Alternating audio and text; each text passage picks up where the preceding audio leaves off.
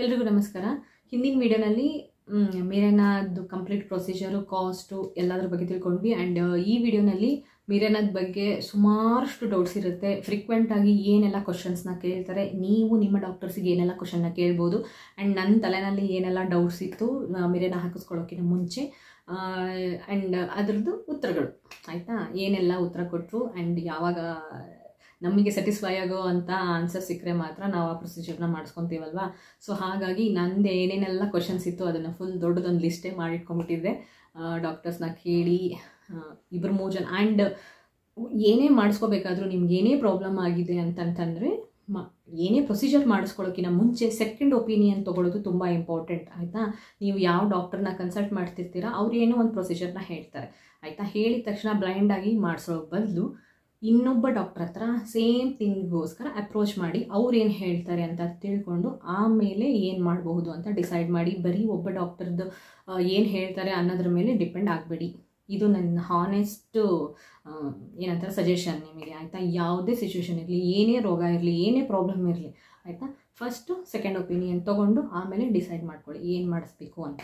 Okay, so ನಾನು doctor ಹತ್ರ first ಕೇಳಿದ ಕ್ವಶನ್ ಏನು ಗೊತ್ತಾ, ಮಿರೆನಾ ಹಾಕಿಸ್ಕೊಂಡ್ಮೇಲೆ ದಪ್ಪ ಆಗ್ತಾರೆ ಅಂತಂತ ಹೇಳ್ತಾರೆ, ಕಾಪರ್ಟಿ ಹಾಕಿಸ್ಕೊಂಡ್ಮೇಲೂ ದಪ್ಪ ಆಗ್ತಾರೆ ಅಂತಂತ ಹೇಳ್ತಾರೆ ಆಯಿತಾ. ಸೊ ಅದೇ ನನ್ನ ಫಸ್ಟ್ ಕ್ವಶನ್. ಬಿಕಾಸ್ ಆಲ್ರೆಡಿ ಇಷ್ಟು ದಪ್ಪ ಇದ್ದೀನಿ, ಇನ್ನೂ ಇಷ್ಟು ದಪ್ಪ ಆಗಿಬಿಟ್ರೆ ಏನು ಮಾಡೋದು ಆಯಿತಾ. ಅದಕ್ಕೋಸ್ಕರ ಡಾಕ್ಟ್ರಿಗೆ ಕೇಳಿದೆ ಹಾಕಿಸ್ಕೊಂಡ್ಮೇಲೆ ದಪ್ಪ ಆಗ್ತಾರಾ ಅಂತಂತ ಕೇಳಿದೆ ಆಯಿತಾ. ಡಾಕ್ಟರ್ ಹೇಳಿದರು ಖಂಡಿತವಾಗ್ಲೂ ಇಲ್ಲ, ಯಾರ್ದೋ ಒಂದು ಪರ್ಟಿಕ್ಯುಲರ್ ಸಿಚುವೇಷನ್ನಲ್ಲಿ ಆಗಬಹುದು, ವೇಟ್ ಗೇನ್ ಆಗಬಹುದು ಅಗೇನ್. ಬಟ್ ಆ ವೇಟ್ ಗೇನ್ ಆಗಿರೋಂತಹ ವೇಟ್ ಗೇನು ಮಿರೆನಾಗೆ ಅದಕ್ಕೂ ಏನು ಸಂಬಂಧ ಇಲ್ಲ, ಬೇರೆ ಯಾವುದೋ ರೀಸನಿಗೆ ಅವರು ವೇಟ್ ಗೇನ್ ಆಗಿರಬಹುದು ಅಂತ ಹೇಳಿದರು. ಸೊ ಮಿರೆನಾಗೂ ವೇಟ್ ಗೇನ್ಗೂ ಯಾವುದೇ ಸಂಬಂಧ ಇಲ್ಲ. ನೆಕ್ಸ್ಟು ಪೀರಿಯಡ್ಸ್ ರೆಗ್ಯುಲರ್ ಆಗುತ್ತಾ ಅಂತಂತ ಕೇಳಿದೆ. ಸೊ ನಂದಿದ್ದಿದ್ದು ಪ್ರಾಬ್ಲಮ್ ಅದೇ ಅಲ್ವಾ, ಪೀರಿಯಡ್ಸ್ ರೆಗ್ಯುಲರ್ ಆಗುತ್ತಾ ಅಂತಂತ ಕೇಳಿದೆ, ರೆಗ್ಯುಲರ್ ಆಗದೆ ಇರೋದಕ್ಕೆ. ಸೊ ಹಾಗಾಗಿ ಡಾಕ್ಟ್ರ್ ಏನಂತ ಹೇಳಿದ್ರು, ಫಸ್ಟ್ 3 to 6 months ಮಾತ್ರ ಒಂದು ಸ್ವಲ್ಪ ಇರ್ರೆಗ್ಯುಲರ್ ಆಗುತ್ತೆ ಪ್ಯಾಟರ್ನು, ಅದಾದಮೇಲೆ ಸೆಟಲ್ ಡೌನ್ ಆಗುತ್ತೆ ಆಯಿತಾ. ಈ ಸೆಟಲ್ ಡೌನ್ ಪ್ಯಾಟರ್ನ್ ಏನು ಒಬ್ಬರಿಂದ ಒಬ್ಬರಿಗೆ ಡಿಫ್ರೆಂಟ್ ಆಗಿರುತ್ತೆ ಆಯಿತಾ. ಸೊ ಸ್ಪಾಟಿಂಗ್ ಆಗಬಹುದು, ಲೈಟ್ ಬ್ಲೀಡಿಂಗ್ ಆಗಬಹುದು, again it depends on individual ಅಂತ ಹೇಳಿದ್ರು. ಓಕೆ ಅಂತ ಹೇಳಿದೆ. ಹೆವಿ ಬ್ಲೀಡಿಂಗ್ ಆಗುತ್ತಾ ಅಂತಂತ ಕೇಳಿದೆ. ಮಿರೆನಾ ಹಾಕಿಸ್ಕೊಂಡ್ಮೇಲೆ ಹೆವಿ ಬ್ಲೀಡಿಂಗ್ ಏನಾದರೂ ಆಗುತ್ತಾ. ನಾ ಈಗ ಹಾಕಿಸ್ಕೊತಾ ಇರೋದೇ ಹೆವಿ ಬ್ಲೀಡಿಂಗ್ನ ಅವಾಯ್ಡ್ ಮಾಡೋದಕ್ಕೆ. ಸೊ ಹಾಕಿಸ್ಕೊಂಡ್ಮೇಲೂ ಹೆವಿ ಬ್ಲೀಡಿಂಗ್ ಆಗುತ್ತೆ ಅನ್ನೋದಾದರೆ ಮತ್ತೆ ನನಗೆ ಹಾಕಿಸ್ಕೊಳ್ಳಿ, ನಾನು ಹಾಕಿಸ್ಕೊತಾ ಇರೋದೇ ಇದನ್ನು ಎಲಿಮಿನೇಟ್ ಮಾಡೋದಕ್ಕಲ್ವಾ. ಸೊ ಹಾಗಾಗಿ ಅದನ್ನು ಕೇಳಿದೆ. ಖಂಡಿತವಾಗ್ಲೂ ಆಗೋದಿಲ್ಲ, ಯಾಕಂದರೆ ಎಂಡೋಮೆಟ್ರಿಯಮ್ಮು ತೆಳುವಾಗಿ ಫಾರ್ಮ್ ಆಗುತ್ತೆ. ಸೊ ಯಾವಾಗ ಎಂಡೋಮೆಟ್ರಿಯಮ್ ತೆಳ್ಳಗಿರುತ್ತೆ ಆವಾಗ ಬ್ಲೀಡಿಂಗು ಅಕಾರ್ಡಿಂಗ್ಲಿ ಇರುತ್ತೆ ಅಂತ ಹೇಳಿದ್ರು.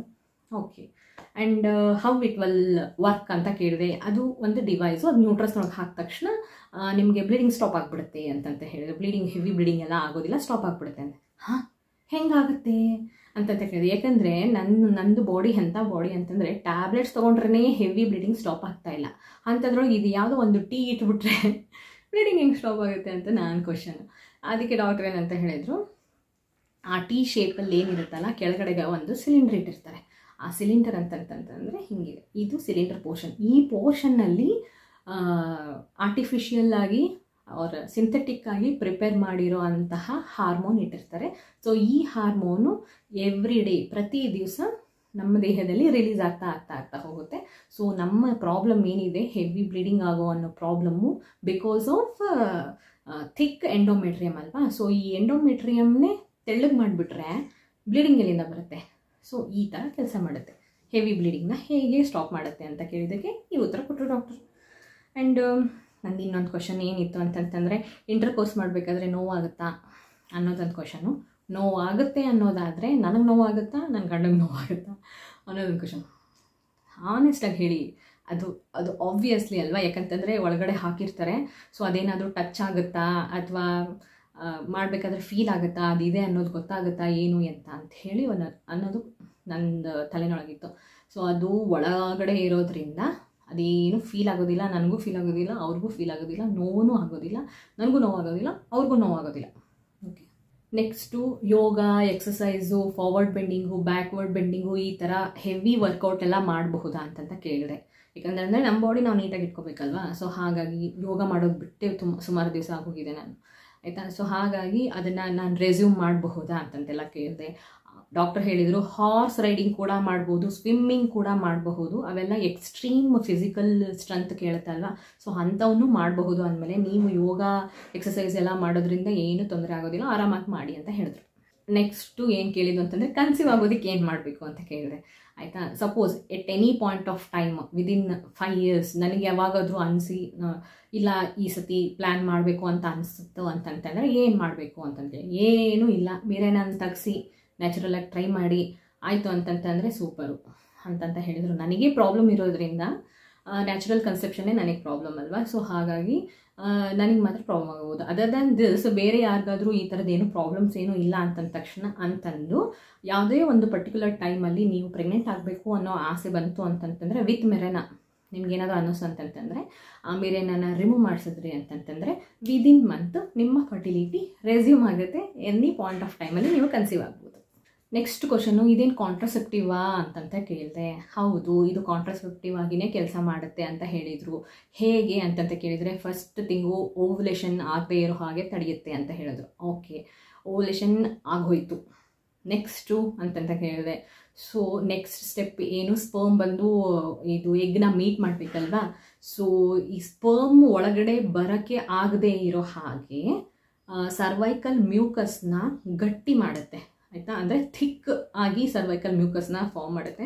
ಸೊ ಈ ಥಿಕ್ ಆಗಿ ಇರುವಂತಹ ಸರ್ವೈಕಲ್ ಮ್ಯೂಕಸಲ್ಲಿ ಸ್ಪರ್ಮು ಮೂವ್ ಮಾಡಿಕೊಂಡು ಪಾಸ್ ಆಗಿ ಯೂಟ್ರಸ್ ಒಳಗಡೆ ಆಸಿಂದ ಬಂದು ಫ್ಯಾಲೋಪಿಯನ್ ಟ್ಯೂಬಲ್ಲಿ ಕೂತಿರುವಂತಹ ಎಗ್ನ ಮೀಟ್ ಮಾಡೋದಕ್ಕೆ ಆಗೋದೇ ಇಲ್ಲ ಅಂತ ಹೇಳಿದ್ರು. ಅದನ್ನೂ ಏನಾದರೂ ಪಾಸ್ ಆಗಿ ಸ್ಪರ್ಮು ಈ ಹೆವಿ ಟ್ರಾಫಿಕ್ಕಿಂದ ಪಾಸ್ ಆಗಿ ಫ್ಯಾಲೋಪಿಯನ್ ಟ್ಯೂಬ್ಗೆ ಬಂತು ಅಂತಂತಂದರೆ ಮೀಟ್ ಆಯಿತು ಅಂತಂದ್ರೂ ಫರ್ಟಿಲೈಸ್ ಆದ್ರೂ ಇಂಪ್ಲಾಂಟೇಷನ್ ಆಗೋದಿಲ್ಲ.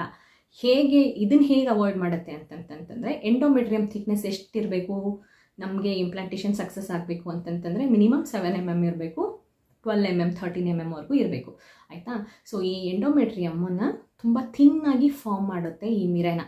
ಸೊ ಹಾಗಾಗಿ ಇಂಪ್ಲಾಂಟೇಷನ್ ಫೇಲ್ ಆಗುತ್ತೆ. ಆಯಿತಾ, ಸೊ ಈ 3 ಸ್ಟೆಪ್ಪಲ್ಲಿ ಕಾಂಟ್ರಸೆಪ್ಟಿವ್ ಆಗಿ ಕೆಲಸ ಮಾಡುತ್ತೆ ಮಿರೆನಾ. ಸೊ ನೆಕ್ಸ್ಟ್ ಕ್ವಶನ್ನು, ಮಿರೆನಾ ರಿಮೂವ್ ಮಾಡಿದ ಮೇಲೆ ಎಷ್ಟು ತಿಂಗಳಿಗೆ ನಾನು ಕನ್ಸೀವ್ ಆಗಬಹುದು, ಎಷ್ಟು ತಿಂಗಳಿಗೆ ಫರ್ಟಿಲಿಟಿ ರೆಸ್ಯೂಮ್ ಆಗುತ್ತೆ ಅಂತೆಲ್ಲ ಕೇಳಿದೆ.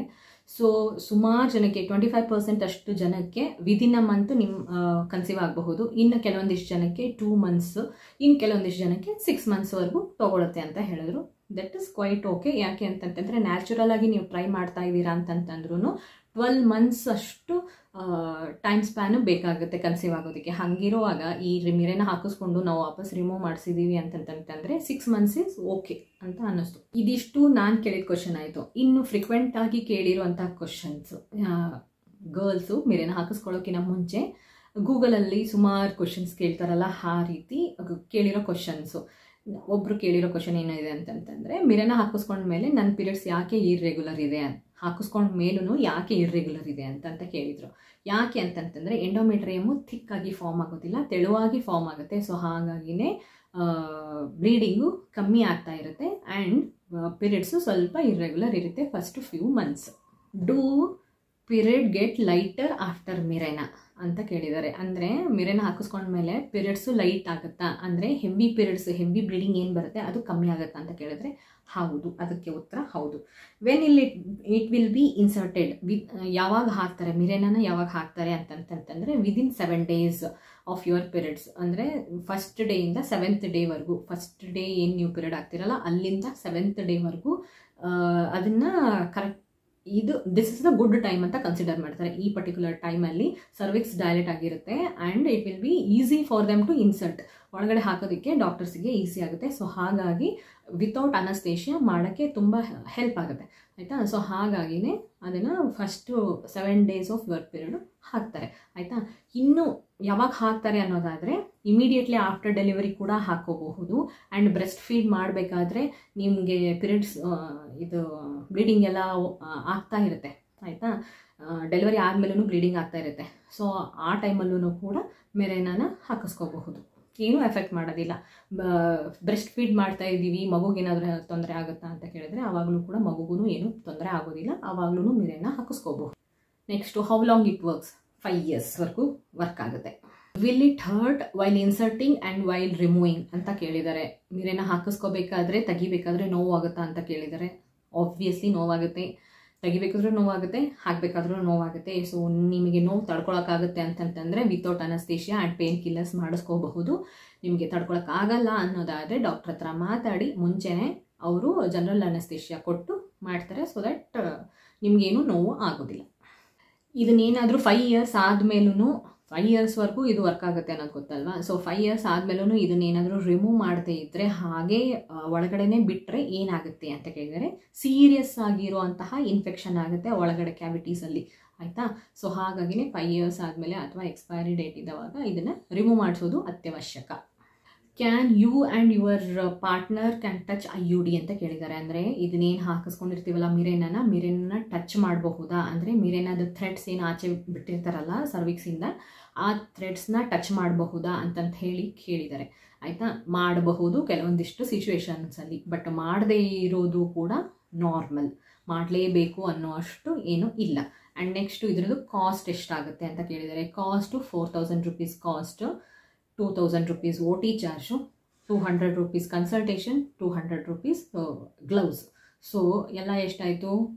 6500 rupees ಆಯಿತು. ಓಕೆ, ಕಾಸ್ಟು ಮಿರೇನದ ಕಾಸ್ಟು ಟೋಟಲ್ ಪ್ರೊಸೀಜರ್ ಮುಗಿಸ್ಕೊಂಡು ಆಚೆ ಬರೋ ಅಷ್ಟೊತ್ತಿಗೆ ಇಷ್ಟ ಆಯಿತು. ಇಷ್ಟೆಲ್ಲ ಕ್ವಶನ್ಸು ಜನರಲ್ ಆಗಿ ಡಾಕ್ಟರ್ಸ್ಗೆ ಕೇಳುವಂಥದ್ದು ಮಿರೇನ ಹಾಕಿಸ್ಕೊಳ್ಳೋಕ್ಕಿಂತ ಮುಂಚೆ. ಆ್ಯಂಡ್ ತುಂಬ ಜನ ಕೇಳುವಂಥ ಕ್ವಶನ್ಸು, ನಾನು ಕೇಳಿರುವಂತಹ ಕ್ವಶನ್ಸು ಡಾಕ್ಟರ್ಸಿಗೆ ಇಷ್ಟೆಲ್ಲ, ಆಯಿತಾ. ಸೊ ಇದನ್ನು ಬಿಟ್ಟು ನಿಮ್ದೇನಾದರೂ ಕ್ವಶನ್ ಇತ್ತು ಅಂತಂತಂದರೆ ಕಮೆಂಟ್ ಬಾಕ್ಸಲ್ಲಿ ಕೇಳಿ ಉತ್ತರ ಕೊಡೋದಕ್ಕೆ ಟ್ರೈ ಮಾಡ್ತೀನಿ. ಆ್ಯಂಡ್ ಈ ವಿಡಿಯೋ ನಿಮಗೆ ಹೆಲ್ಪ್ಫುಲ್ ಅಂತ ಅನ್ನಿಸ್ತು, ಇನ್ಫಾರ್ಮೇಟಿವ್ ಅಂತ ಅನ್ನಿಸ್ತು ಅಂತಂತಂದರೆ ಲೈಕ್ ಮಾಡಿ, ಕಮೆಂಟ್ ಮಾಡಿ ಆ್ಯಂಡ್ ಶೇರ್ ಮಾಡಿ. ಆ್ಯಂಡ್ ನನ್ನ ಚಾನಲ್ನ ಸಬ್ಸ್ಕ್ರೈಬ್ ಮಾಡಿ. ಧನ್ಯವಾದ.